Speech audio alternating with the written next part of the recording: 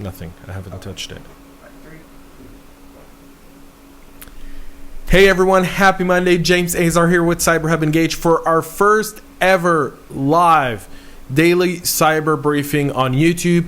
Thank you so much for being in with us on our inaugural episode. We were testing this last week. We've done a bunch of work hoping to improve our production. We'll get better with time, but thank you so much for your patience. Thanks so much for tuning in. It is Monday, January 6th, 2020, folks, and here are some of our headlines. Active Network discloses a security incident. Company shuts down because of a ransomware attack. Serious cyber attacks on Austria's foreign ministry's website. U.S. government issues warning about possible Iranian cyber attacks. And an Iranian cybersecurity group hacks a U.S. government agency. And that's all from this weekend. And now for your daily cyber briefing, brought to you by our friends at cyberhubusa.co. Make sure you check them out at cyberhubusa.co for all their services, including awareness trainings, vCISO services, auditing and cyber program developments, and so much more. Go to cyberhubusa.co for more information. And now let's get into today's stories. And first, we start with a security breach notice. Active Network, a company that provides web-based school accounting software for K-12 schools and districts, discloses a severe security breach last week. The US-based company said hackers gained access to Blue Bear, a software platform that facilitates administration and management of school accounting, student fees, and online stores on behalf of schools and other educational institutions. Parents who access the school's Blue Bear-based web store to pay school fees or buy books and school supplies between October 1st of 2019 and November 13th of 2019 might have had their personal data stolen by the hackers, according to Active Networks. The type of data hackers might have collected includes their name, payment card number, payment card expiration date, payment card security code, and store username and password. The school is still investigating the incident, but has already started notifying affected parents. That's according to a data breach notification letter. Based on the type of data Active Network said hackers might have collected, this appears to be a so-called web skimming or a mag card attack, something we've discussed repeatedly in November and December heading into the fourth quarter. Hackers trying to skim credit card information during the busy holiday season by unsecure e-commerce pages and e-commerce stores.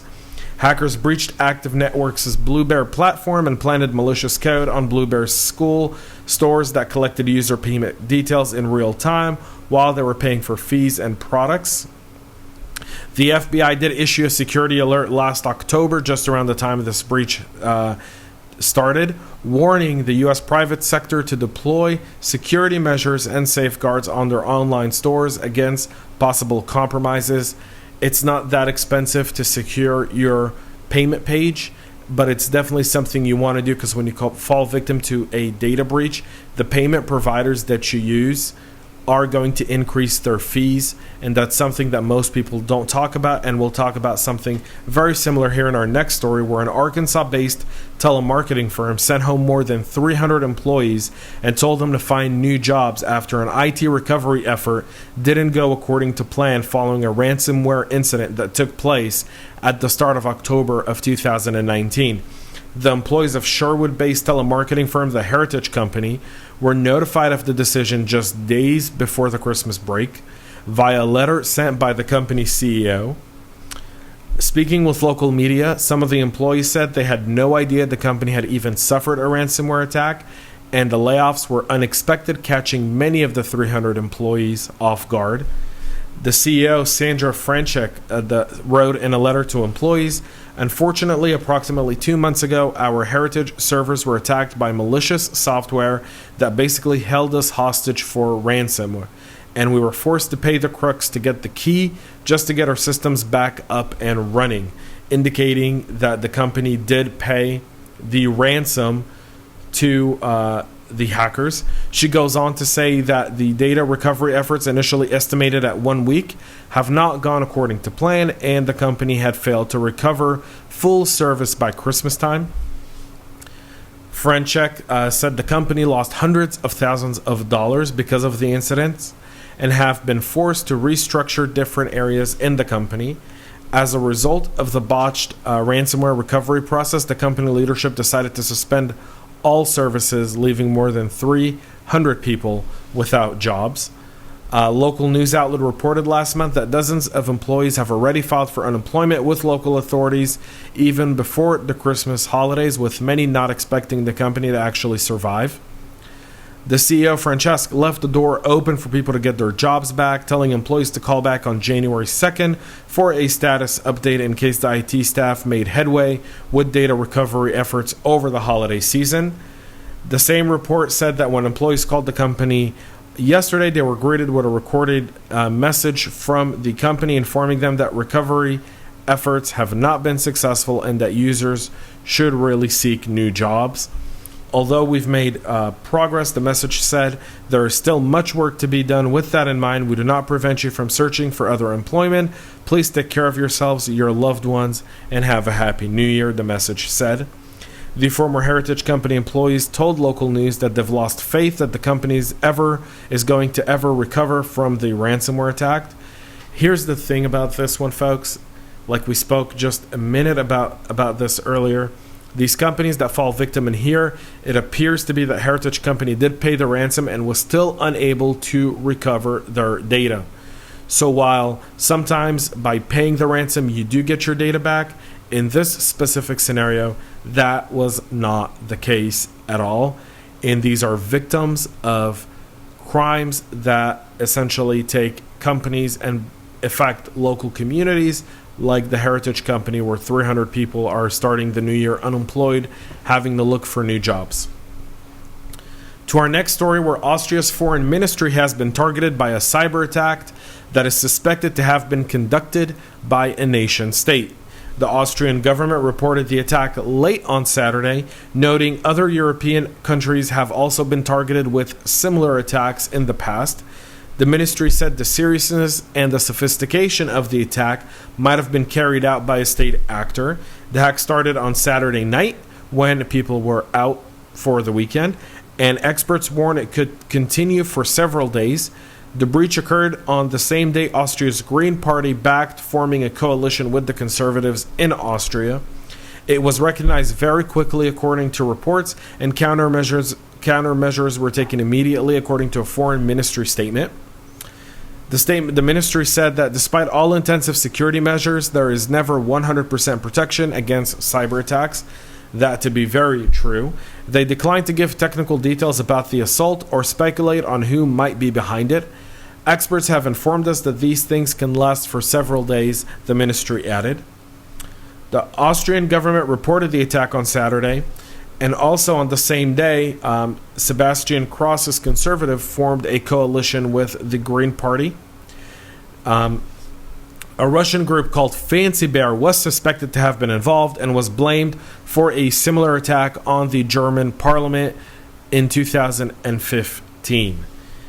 And now we get to our two really main stories of the day. We're going to cue clip number 2 here, Micah. Christopher Krebs, director of the Cybersecurity Infrastructure and Security Agency, issued a warning about a potential new wave of Iranian cyber attacks targeting U.S. assets after the U.S. killed General Qasem Soleimani on Friday in an airstrike in Baghdad's airport.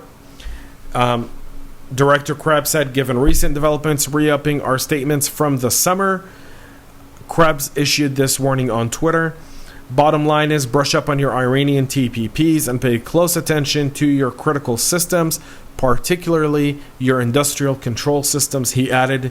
Make sure you're also watching any third-party accesses. The Department of Homeland Security stands ready to confront and combat any and all threats facing our homeland. This according to Acting Secretary of DHS, Chad Wolf, who also said in a statement. While there are currently no specific credible threats against our homeland, DHS continues to monitor the situation and work with our federal, state, and local partners to ensure the safety of every American. Industrial control systems are the main concern for many at CISA, and they're asking organizations to monitor that, monitor irregular traffic network, monitor different phishing emails We've already seen that to be the case with Iranian activity over the weekend, with many Iranian APTs really starting a massive phishing campaign to try to gain more and more access. Some speculate that most of the retaliation by Iran might be in a tit-for-tat cyber space kind of attack, simply because when Iran did shoot down a U.S. drone in the Strait of Hormuz, President Trump reacted with a cyber attack on Iranian military assets. One can expect the Iranians might try to return the favor in this scenario as well. And we'll finish with our final story of the day. A U.S. government agency came under a cyber attack after a group of hackers claiming to be from Iran posted a chilling vow of revenge for Washington's killing of Soleimani, the world's #1 terrorist. The hackers replaced the website of the Federal Depository Library Program with images of Iran's Supreme Leader Ayatollah Ali Khamenei. You'll see that on clip number 4. And the Iranian flag. They titled the page Iranian Hackers and included a graphic of President Trump being punched in the face by a fist from Iran as missiles fly past. The president's bleeding face were the words hacked by Iran cybersecurity group hackers, and this is only a small part of Iranian cyber ability. For those of you who are new to cyber, website defacement is about as basic as it gets. It's like putting gas in your car. It's the first thing you'll learn. If this is part of their cyber capabilities, I'm glad they got their A, B, and C's down.